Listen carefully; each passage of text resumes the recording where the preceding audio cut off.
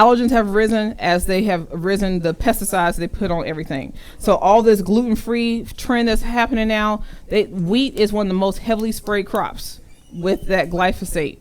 And so all of a sudden you have all these people who have celiac disease, which is always less than 1% of the population, or people who have gluten intolerance, all of a sudden, right? But the same trend of gluten intolerance is the same trend of glyphosate, which is Roundup. Okay, Roundup Ready, when you hear that, that's the pesticide they spray on.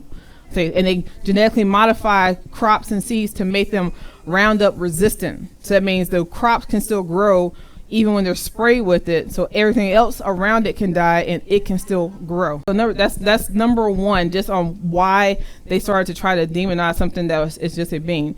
Then they're going to also bring up the fact that, particularly in Asia, Asians eat lots of soy and they have the lowest amounts of breast cancer, right? Because the little bit of estrogen that is in, I say a little bit compared to the stuff that's xenoestrogens. Anyway, they have the lowest amount of cancers, of breast cancer, because when you eat a phytoestrogen, what does phyto mean again?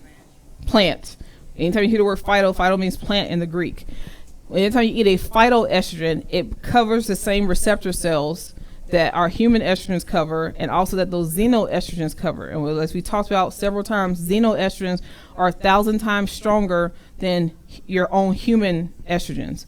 So that's why men and women are having an overabundance of estrogens in their bodies, right? So when you eat the plant estrogens and it covers those sites, those really powerful xenoestrogens can't cover that same site. I'm just giving you the information, you do what you will with it, right?